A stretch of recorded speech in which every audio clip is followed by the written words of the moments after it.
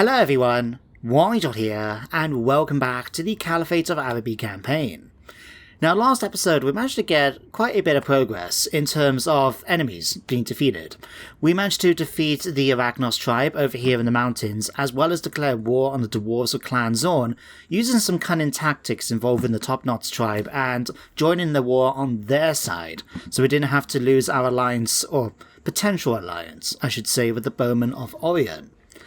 Now, while that was happening, we've also had a bit of action over here in the Black Pyramid, where we defeated one army of the Wycliffe dynasty, and we were planning to actually start today's episode with a fight against this character here, the Hierophant Meshep, and his army laying siege to the pyramid at the moment.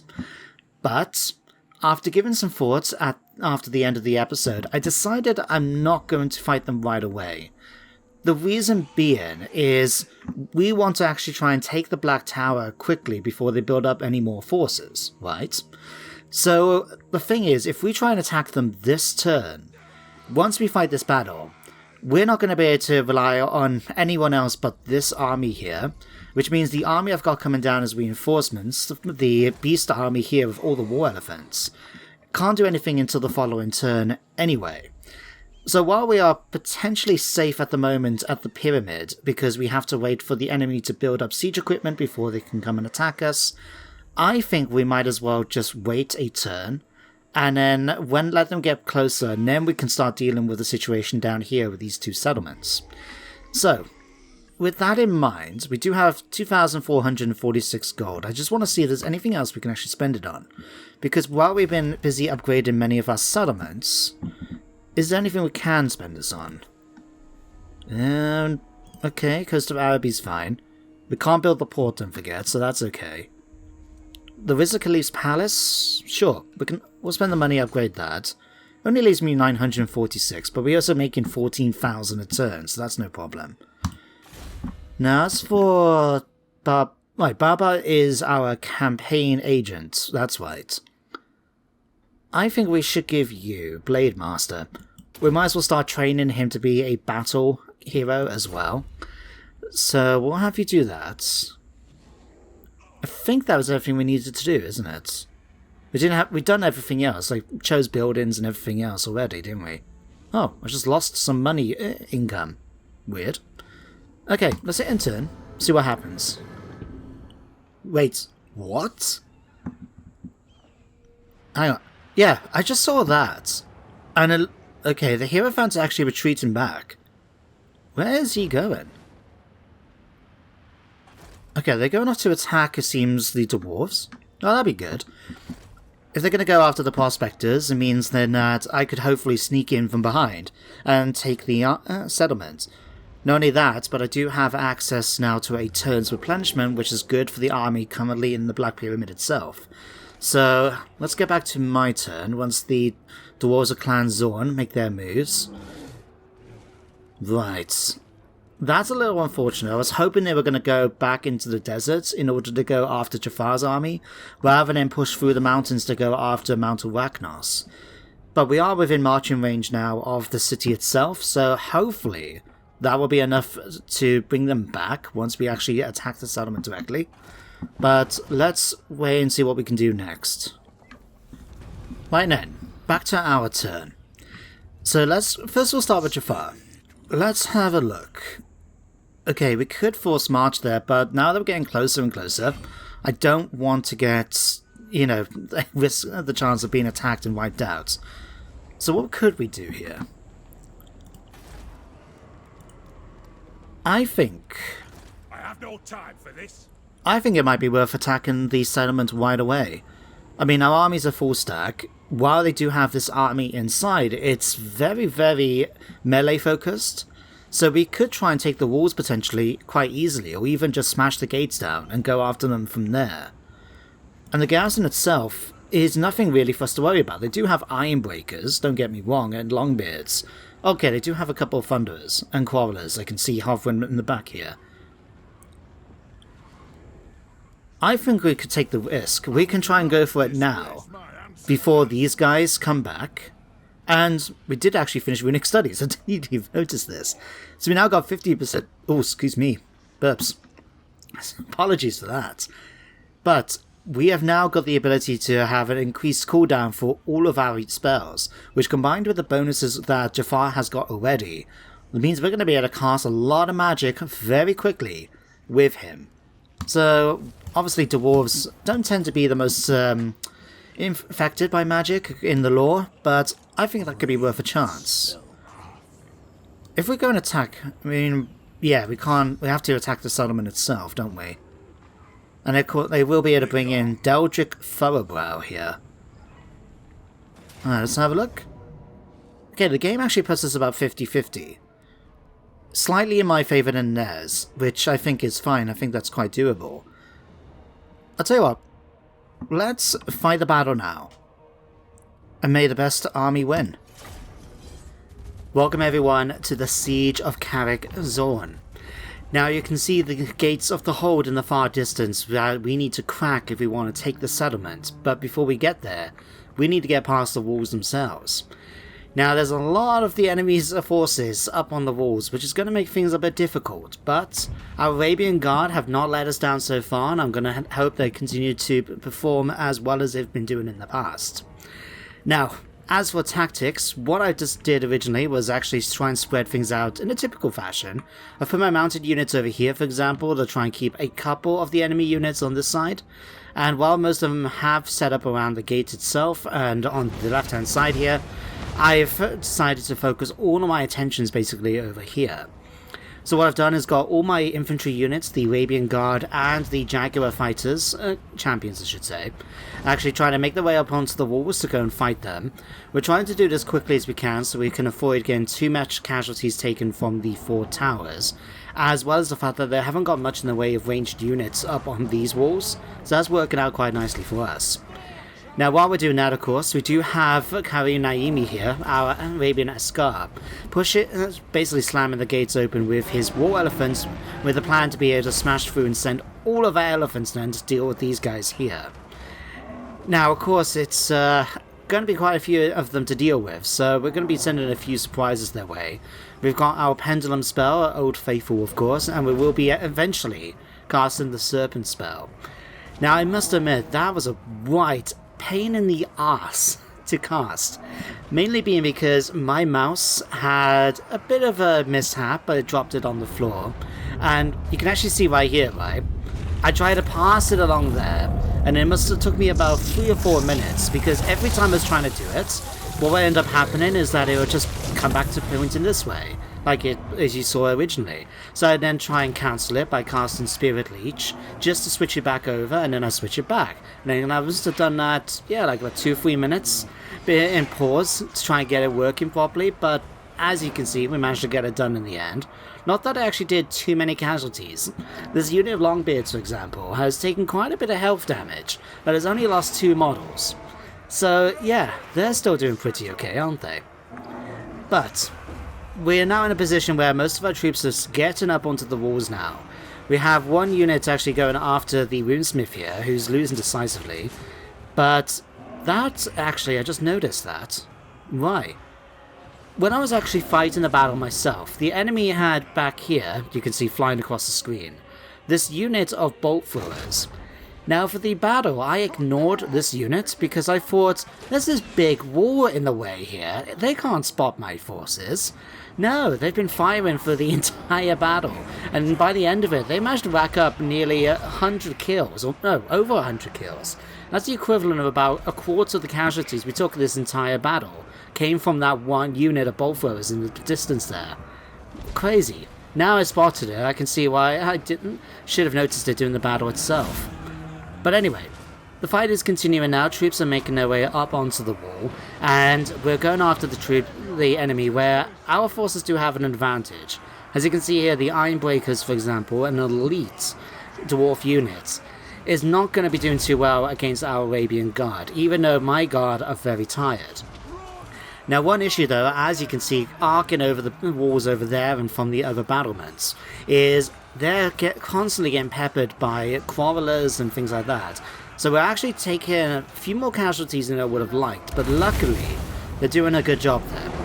But while the battle on the wall continues, the gates have now been smashed open, and Naomi has decided to introduce the dwarves to the Arabian war effort the hard way. We're just seeing them getting smashed apart, and this is not the only one we're going to be sending, don't forget.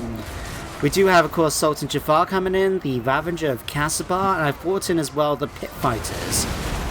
Wow, didn't think that was going to happen. I must have not noticed that. But that's with us sending a pendulum through the battle. In fact, we just missed it, unfortunately, but I managed to get it to go right across here, as you can tell from the scorch mark on the floor. And we just narrowly missed hitting the Ravager with it. But we managed to hit a good number of the enemy troops, which is the most important thing.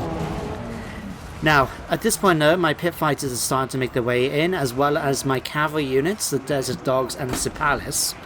And they're going to be smashing in. It's going to be a bit ugly in the center here, but we'll be doing okay. Don't you worry. We also got Jaguar champions coming in now from a successful attack on the walls itself.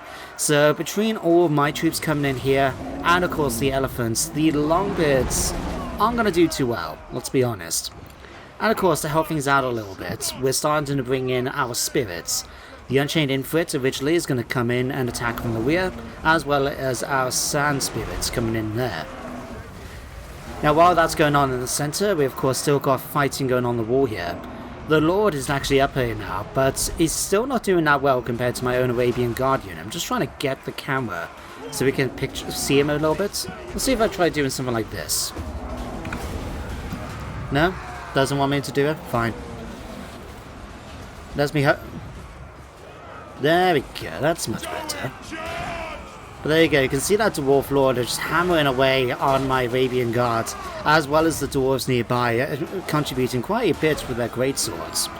There's a few bodies scattered around the place, but so far we're doing okay still. In fact, you can see over there, their Lord is starting to move away. He doesn't want to stick around too long. Alright, of course, that's the Longbeard champion. My bad. Right. But the fight's going on okay here. Unfortunately, we haven't dealt much with the Quarrelers over here. Although we do have, of course, some Jaguar champions coming in to attack them on the flank. Over here, my Muqtarian champions are doing, again, a fantastic job. These guys, though, not doing as well as I would have liked. Their casualties, like I said, are not coming so much from fighting the Quarrelers here, but from all the ranged units coming in from down here. But we are taking steps now to try and deal with them. Chained Infrit's coming in, our Sand Spirit is back here, the Desert Spirit, and I forgot about him for a minute, so he doesn't join the battle until a bit later. But one Sandstorm has managed to do a few casualties there, and since the centre here is starting to form up quite nicely, with us killing off all those dwarves around the gate itself, we're going to be starting bringing in the elephants to try and deal with the enemy over that side. Now to help out as well, I'm also bringing in now my ranged units over here. We did have the Juggernaut firing away at one of the guard towers just here, which is why it's taken some damage, along with the Grand Bombard. But to be honest, it hasn't really taken that much in the way of damage. It didn't really contribute in any way to the battle. But anyway, the Death Giselles and our Nomads are getting in position and behind this line here of enemies. The plan being is that we've got enemies coming in as reinforcements down the street. And I just wanted to try and deal with them at range, especially since many of them are really badly injured, like the Quarrelers here. So they were going to come in, just provide some fire support, and while the battle carries on here against the miners. Now while that's going on though, the elephants are doing a much better job here against the numerous miners and Quarrelers. We do have Longbeards coming in as well, and there was originally a unit of Ironbreakers around here somewhere.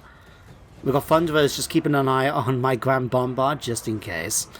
But the fight is going quite well. The dwarves just have nothing at the moment that could face my elephants in combat, which is really good to see. And of course, as you can see hovering over the Askar, Naomi, we have been using Deadly Onslaught, rallying that thanks to Jaffar as well as the Tormentor Sword to really debuff enemy units as much as we can and make sure that the fight goes in our favour.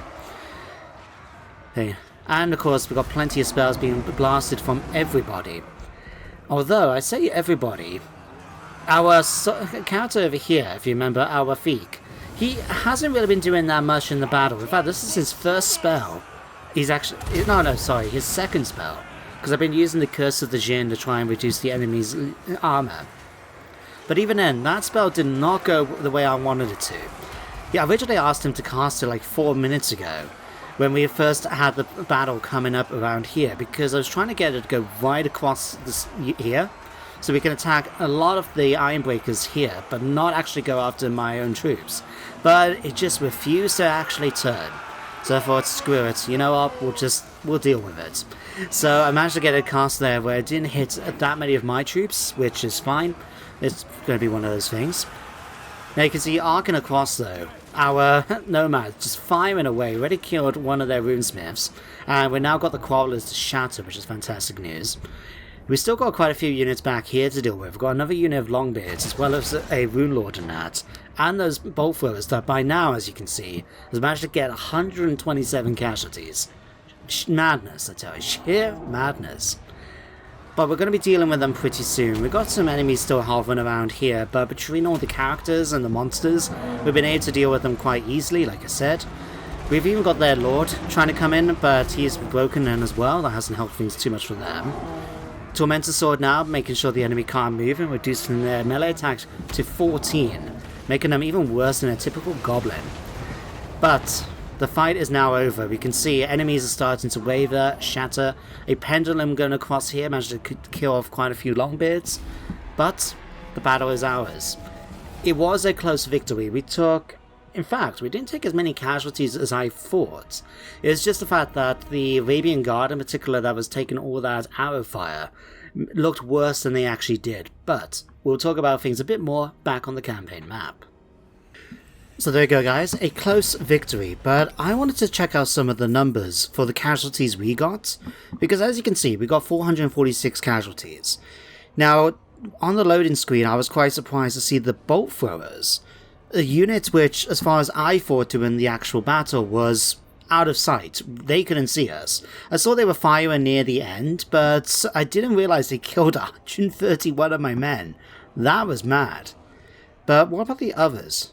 In fact, no one else really did that many casualties compared to these guys. Seems like most of it just came down like we were taking quite a bit of damage to our health for these two units, or these three I should say. But on the whole, they managed to survive for quite a long period, which is fantastic news for us. But it doesn't matter if we take as loads and loads of casualties, as long as 1, we don't lose any full units, and 2, that we complete our objective, which in this case, we have. So we're going to click on this. Now what do I want to do with Carrick Zorn? We're not exactly hurting for money right now, but given that I want to be able to have some spending money, I think we're just going to go ahead and loot and occupy the settlement. Public order is really good for us, so I'm not that fussed, but even if we end up going down a tier, we can easily get it back over time. So, Siege Expert for Sultan Jaffar, Zamniel Silverhorn was defeated, and all of these pop-ups coming up. What do we have with our prize? Well, we'll repair the buildings. What do I actually want to do with this province? I'm probably going to turn into yet another economy base, especially given that it does have the gold smelter here. So we will be repairing. We'll get rid of things like the royal barracks. We don't particularly need this. We'll keep the hookah lodge so we can get that public order. I saw there was a landmark building. We'll come to that in just a minute. What do we have? The looted gates of ivory. They said the legendary Carrick Zorn was carved in a mountain of gold, its richness protected by a great gate of ivory and red copper. 900 income, but it does reduce public order by -6. And reduces diplomatic relations with the dwarves. Get it? Right, so we've dealt with the situation here. Our replenishment will be back up to full strength within 2 turns. And I would say up to fighting strength in the next turn. So if these guys try to come back and attack us, given that they are taking attrition right now because they have no land, I think we'll be okay. But we'll keep an eye on the situation over the next turn. But now that we've dealt with the mountains, let's go up to the desert, where something, as you guys saw in the intern phase, was quite interesting. We've now got a very vulnerable Black Tower of Arkan. And we do have, right outside, the Children of Talakwa with an army. Now, what looks like might have been the case compared to what I thought during the end turn phase is the army's pulled back, to go after these guys. Yeah, you can see they've taken casualties. They actually haven't taken that many casualties, have they? And given what they probably have fought, that's quite an achievement. But we want to make sure then we take the Black Tower before they do. So, Muzdahir ibn Abbas is now pretty much back up to full strength. And we do have the war elephants nearby. Right, what we're going to do then, we'll grab Assem. I want to get him close so he can actually get involved in the battle. No, actually. No, he's just outside of marching range, so he's going to have to come in from a forced march. But we can move him down to here easily enough. Definitely have to give him some heroes as well, don't we? Right. We'll do that. We'll move these guys outside just for the minute. The reason being, don't forget, we do have that hero nearby. Where if I can find where I've put him. Here he is. Right, you can actually come and join with the army once more. Thank you. He picked up Thug. Right. I think we'll just attack the garrison outside the settlement this time. So admittedly, if we pop back on here, this does mean... In fact, would it be better? I mean, they do have these Necropolis Knights, they do have the Necrosphinx and that, but if we attack them in the settlement, they can't climb the walls. We could take advantage of a few of our ranged units, like the Nomads here. But on the other hand, we don't have a lot of ranged units, so that might be kind of worthless. We'll fight them out in the desert. We'll fight them outside. So let's come and attack. We don't have our reinforcements coming in. Crap, I thought we would. Okay, we'll just have to deal with it this way instead. Balance bar is 50-50.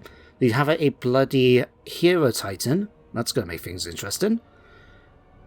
But I think we can take this army on. So, with that said, another battle. Let's go do it. Welcome everyone to the Battle of the Black Tower of Archon. Now, we've set up my forces back here at a fairly defensive position. Arabian Guard on the front, we've got our Nomads and Dervishes in the rear, ready to charge in when needed.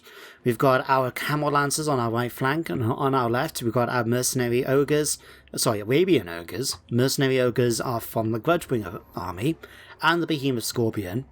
On there, we've got our Nomads just behind here as well, and the Kamar hovering in position ready to fire. Now, right at the beginning of the battle, as you saw on the campaign map, the only unit the enemy actually starts with originally is the Lich Priest here. So I set up my Arabian Flying Carpets right in the front so we can start going after them pretty early. But, despite the fact that we're firing, we're not actually doing that much in the way of casualties, or damage to it at all, I should say. So I figured after a while, you know what, I'll give up. We're going to start moving the carpets though to come after some of the skeleton archers back here. Maybe just try and keep them a bit distracted from joining in the main force. And the main force itself is pretty impressive. This is the sort of army I would like to have playing as the Tomb Kings, as you may have saw it in my own Newmass campaign. We've got 2 units of Necropolis Knights making their way towards the front, along with the Neurosphinx, the Shapti. We've got a Hero Titan just hovering, it's slowly marching its way, I should say. A few units of Skeleton Archers and Archers thing, as well as the Tomb Guards slowly making their way towards my front line as well. But the first attack is going to be from all of these magical constructs heading towards us. We've got your Shapti moving in, the Necropolis Knights, the Necrosphinx, which luckily for me is an anti-large unit, and so I don't have to worry so much against my good, strong anti-large infantry. But it was something I was keeping in mind just in case. Now, speaking when I said earlier about using a distraction, here are my flying carpets trying to just keep the archers under control. Luckily for me, we have actually got a fair bit of defensive ability with these, and a lot of armor, most importantly.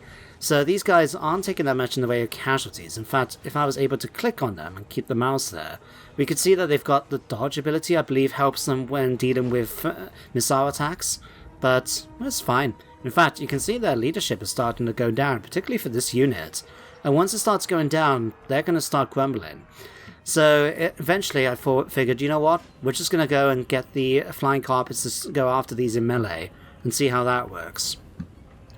Now speaking of melee, the enemy here is starting to get closer and closer. My nomads are starting to fire originally, doing some early damage, which is quite nice to see. And some magical support coming in now from the fireballs, coming from both my wizard user here for the life magic with his ruby ring of ruin, as well as the Kamar. Now I'm just going to stand around and let the enemy come towards us really in this fight. The Necro-Sphinx was able to slam through, but like I said, it's an anti-large unit fighting anti-large infantry. It's only going to go one way for them. Over here now, my Arabian Ogres are doing quite a good job against the Necropolis Knights. I'm going to be sending my Scorpion around shortly in order to try and outflank some of the enemy units when they get closer. And as for here, we're going to be delivering a very decisive blow through the use of the Magic Lantern. I was able to actually get it to cast off pretty easily, and just in time really to catch this unit of Tomb Guard that's absolutely decimated from that, as well as the units of Skeleton Archers and that other unit of Warriors here. So that's going to help our battle out quite a lot. Now of course, having access to a Life Wizard is also really useful, given that it allows us to cast spells like Earthblood, keeping our health topped up quite nicely, as well as the what is it? Not the Flesh and Stone one, the one that gives you access to increasing physical defense as well as the weapon damage. But that's going to help us out as well. In fact, we can see in a second here, the Necro-Sphinx is about to be defeated. But if we hover over, there we go. Shield of Thorns, increasing physical resistance and our base weapon damage. Good against armor penetration as well. Now, while the fight's going on over here, we did run into a slight complication I didn't realise for most of the battle, and that's over here. The other unit in Necropolis Knights, as you can see, has charged straight into my Camel Lancers, which are losing. Eventually I do bring in this other Lancers unit, but even the two of them are going to struggle against this one unit, so luckily though we do a fair bit of damage, but I end up using the Nomads here to finish them off. Now, during the battle, I also sent my Kamar to go after that starting Hierophant, and was in a good position to just kill him off nice and quick, which was good news. I sent him off now to go after the second one, the one who can cast Death Magic, and he's going to provide a nice distraction now, not just for the High Priest, but also going after all these Skeleton Archers. Now, the enemy did also cast their spell now to summon in some Ushabti, but already you can see they've taken a lot of damage in the fight. My units are just doing too well against them. Especially, as I said, we're healing spells up as we get the opportunity to do so. And thanks to us getting that research, we've got the quicker cooldown as well. So it's just going to go really, really nicely for us. Now over here, our behemoth Scorpions just having a fun time going up against the enemy Tomb Guard. Hitting some of our troops just then, I noticed. But I suppose you can't really be the most accurate when you're jumping around like that. Jesus. I forgot how athletic the Scorpion is. But they're dealing with that over here. The Necropolis Knights are still fighting the Arabian Ogres, but we have got the advantage. Especially now that we've defeated their second lord. Which means now that a lot of the enemy is going to start crumbling and we're going to have victory assured, basically. Now back over here now, we've still got a big fight going on with some more of the Tomb Guard, but I had summoned in some Chaos Spawn, just in order to do the rear charge, and they managed to help quite a bit, allowing us then to defeat that enemy unit, and just leaving a couple of units left here. The Hero Titan is just going to try and do some last bit of damage, but if I do that and watch then, it's going to very quickly be defeated, and victory is ours. So with that guys, let's go back to the campaign map and take the Black Tower of Arkan for ourselves. So there we have it, a decisive victory for us, and the Black Tower of Arkan will be ours as well. Now I have to say I was quite impressed with some of my units, especially the magical carpets here, the flying carpets I mean, 187 kills. That was amazing. And that spell from the Serpent Staff, or whatever it is, the Magic Lantern, sorry, that allowed us to use Alabast to kill all those Tomb Guard in one fell swoop, that was fantastic as well. I was really happy with how that battle went. Now, what do we want to do? We can take 45 gold, or just execute whoever's left. We'll do that. I think that's the much better option. Now, we'll skip through 20% speed. Ooh. That might come in handy for our Sem here.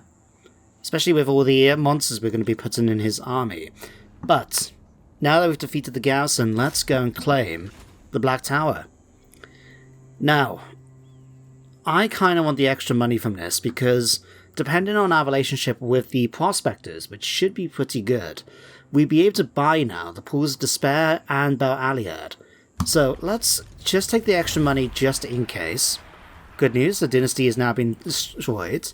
10% research rate. Okay, let's check out the Black Tower. The spoils. So I think we're going to use Bel Aliad and sort of the Great Desert in general as yet another economy-based province. So we'll make sure first of all to repair this. Get these. We'll get rid of that. Keep that. Do we want the Royal Palace Barracks? To be honest, we don't particularly need it, but it does allow us to recruit more Askars, which is pretty good. I mean, if we go to check in our hack at the moment, how many can we recruit? Askars. Alright, we got 3 out of 4, so we can get another one at least. Yeah, I'll keep it for the moment, until we get something better come up. But, let's check out our landmark building. Let's see. There's 2 of them. The Black Tower of Arkan restored. The power of the ancient tower has reigned, but if you were to reawaken its black heart and claim it for your own, then even the desert itself would tremble at your terrible might. That does give some nice bonuses. Not that it matters too much in terms of fighting against the Tomb Kings, since we've now pretty much eliminated all of them on the continent. But that looks interesting. What's this one then? Sealed. The unholy magic that had gripped the desert for millennia is finally sealed. Now Araby has a chance to prosper again. Let us pray it stays this way. Now this gives a lot of bonuses I like. I mean, income from all buildings in the province by 25%, untainted, and bonuses as well to the adjacent provinces for public order and that. I'm definitely going to seal the dark magic away. I think that's the best thing for us to do. Now it allows them to improve everything nearby, you know, the coast of Araby up here and all sorts. That'd be fantastic. Now, that we've done that though, let's go to diplomacy. Check out our alliance with the prospectors. 61, that means we can actually buy stuff from them. So if we go down, Greybeard prospectors, how much is it going to cost? 11,000, 11,000. That's doable. We'll buy that then, and we will buy the Pools of Despair. And just like that, we've now got the entire province under our control. Now, Bel Aliad, don't forget, not only is it going to be a useful addition to the province in general, but it also allows us to build that special landmark building here. If we pop onto here, we can get a whole bunch of them. We can get Excavation of Bel Aliad, the Lost City of Spices. We've got the Gardens of Bel Aliad, and we've got the Portal of Twilight, which allows us to recruit quite a few units. Chaos Knights, Chaos Warriors, Chaos Spawn, and Aspiring Champions as well. So that will be a nice little addition. Didn't say as well, let me read this a second. Sufferance of Chaos. Oh no, I thought it had in my head that it would also allow me to recruit heroes, but it doesn't seem to be the case. But that's fine. The only problem is, though, it is a free tier settlement, and it does mean temporarily giving up the gold smelter. I mean, the excavation I don't particularly care about. I mean, yeah, it gives us some emeralds, but I don't care so much for that. These are the 2 I do want, but as you can see, we need a something. We need a Grand Year in order to build the Portal of Twilight, and we need the Guardians. For the Gardens of Bel Aliad, we need the roomy bureaucracy. Now, I don't know where these buildings are, to be honest. I mean, Grand Year Zero, I believe that's just the settlement building. Let's see. No, it's not. Okay, what is it then? Gold smelter, but I'm guessing it must be one of the higher tier buildings, at least. Oh, hang on. Is it the magic one? Magic. Where's the magic one? Casbah, University Hospital, Field Hospital. Am I blind? Can I not see the magic the building to recruit sorcerers? I must be. I don't know what else it could possibly be. It can't be the Hookah Nut Lodge. It can't be that. Oh, that's roomy bureaucracy. Okay, farm, fields, night watch. I'm going to have a look and see where to build this other one. Sepoy, paved roads, toll gates. Yeah, I'm going to have a look-see. But, bearing that in mind then, if we need to at least do things, what I'm thinking then, we'll get rid of this. Get rid of this. Pools of Despair. We'll keep it here, actually. And I'll tell you what, because we already got it there, let's disband that one. And we'll make sure then to build defenses then at the Pool of Despair. Right, there we go. Right, Save Barbar, let's get you headed up towards here. I just want him to try and attack some of the units here. Admittedly, he's wounded, but tired, but that should be fine. Technology... Let's go for Study of the Giants. That will help us out for our monster army that we're going to be recruiting. The Great Desert. For the moment, I'm just going to ask them to do Growth and Public Order. That should sort that out. And we've still got 8,000 gold to spend. Let's upgrade Antok. Just because, why not? Okay, Alabas. We could give him the Warhorse right now, but I kind of want to save up and give him a Griffin. Maybe not go for the War Elephant, but I think it'd be cool to actually have the Griffin for a change. Yeah, that sounds like a good plan to me. Alright, what we'll do then, I want another point in the Sultan's Royal Armory. And we'll go for another point here in Royal Disciplinarian. A little bit longer, then we'll be able to go for Lightning Strike eventually. Okay, Mustafa.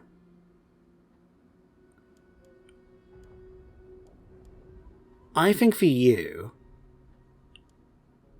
I'm going to use you as a sergeant again, increase my army's capabilities as well. Kadir Assem, we are going to give you...